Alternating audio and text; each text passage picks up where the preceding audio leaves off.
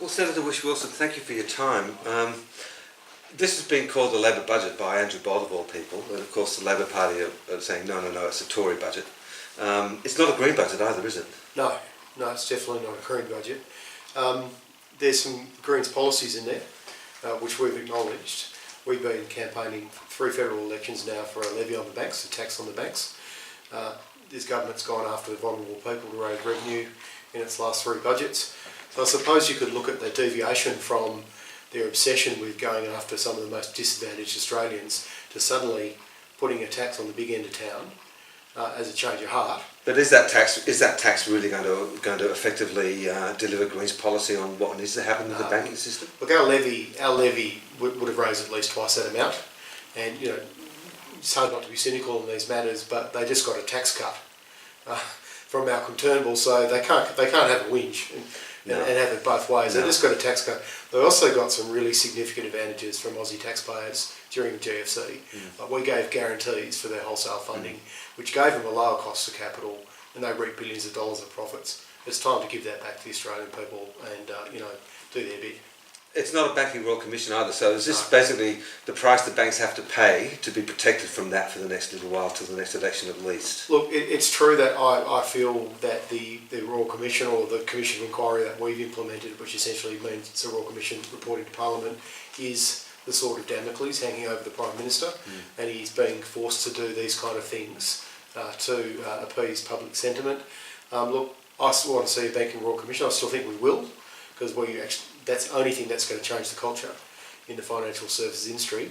But at the same time, I'm pleased that at least we've been able to exert that kind of pressure and get some outcomes. Big horse trading in the Senate, though, for you to push the Turnbull government to accept a Royal Commission into banking. Yeah, we think we've got the numbers in the Senate to get through the Senate. We're pretty confident of that, and we're only one. Well, should I say, last time Parliament sat, which is 6 weeks ago, we were only one vote away from getting it through the lower house. So we're close. We've been working on this for a long time. Turnbull must be a bit worried about that. He is, because depending on how it goes down, this could be seen as a vote of no confidence in his government and could actually finish him off. You mentioned that you thought the government was moving away from its obsession about attacking the vulnerable, but some of the measures in this budget seem to be pure Tory, don't they? So I'll be very careful about how I say it. Okay. They're not just attacking the vulnerable. Okay, not just. They're up the front. Actually, when I wrote it on Facebook this morning, I was really clear. They're not just attacking the vulnerable. Big capital letters. Not just. That's right. Yeah. There's still a lot of things that we've said, as I said in Parliament this morning, that we find disgusting. Yes. Mandatory drug testing for vulnerable people is a classic example of the culture warrior. Are the costs of this going to actually scuttle that idea? Because surely that's going to cost a lot more money than it'll save. I mean, you knock somebody off the dole for a month, and that's how much is that going to save? $800, maybe $1,000 if you're lucky. It costs that much to do a decent drug test every time. Correct. And what are the costs of the community of that person who may have a physiological addiction, right. or a mental health issue? Yeah, exactly. What's the cost of the community if they're out trying to find money elsewhere and they're breaking and entering and doing other things that we know is a serious risk?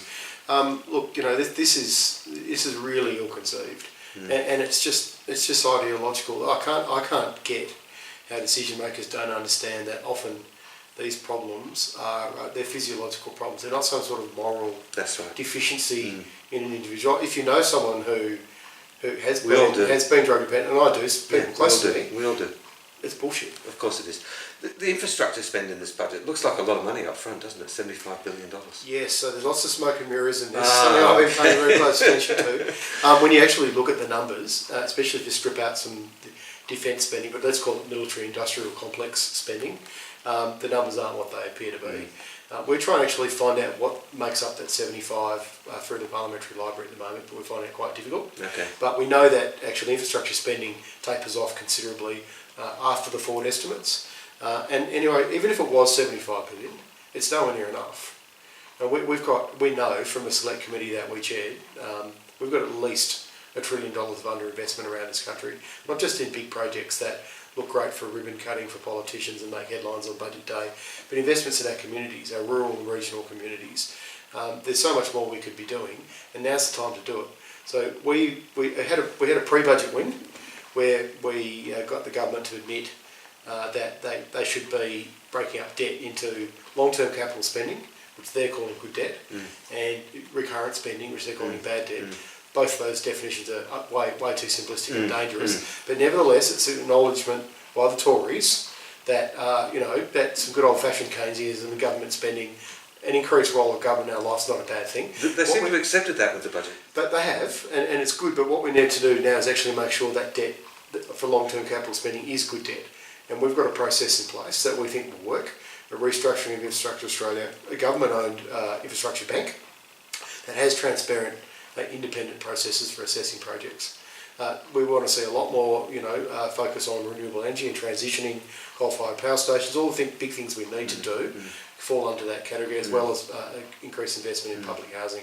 So we're pleased they've gone there. The next step is we want the government to play an even bigger role in actually investing in communities. So not private commercial stuff per se, but the investment and the underinvestment that we're seeing. And Tassie chooses, we need hundreds of millions of dollars on sewage and water infrastructure that's nearly 100 years old now. And there's no pool available for local governments from the federal government, although we can issue debt at 1 or 2%. Historic lows, we should be making those pools available for those kind of projects. Have a good process around it, and then we can actually get on with building infrastructure. So we're halfway. You could say we're half-assed, but we need to get half-assed seems like a good description for this budget. I've been covering federal politics for a long time, and I can't find anything in what's happened in the last couple of days to get me excited. Yeah. It just seems to me they're almost trying to just pretend that it's not a big deal and just sort of, protecting Malcolm's job maybe till the next election. I'm not sure about the politics of it yet.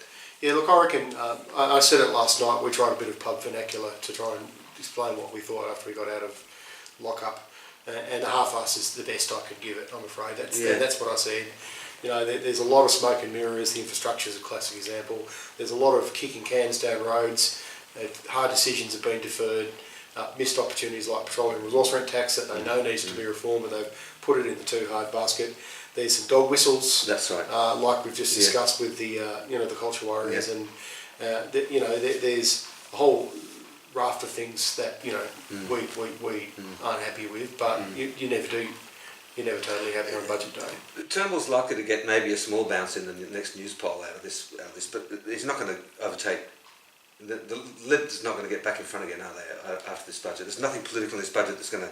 People are going to go, "Oh, Malcolm, thank you very much." Yeah, no, it's more a small target budget. Yeah.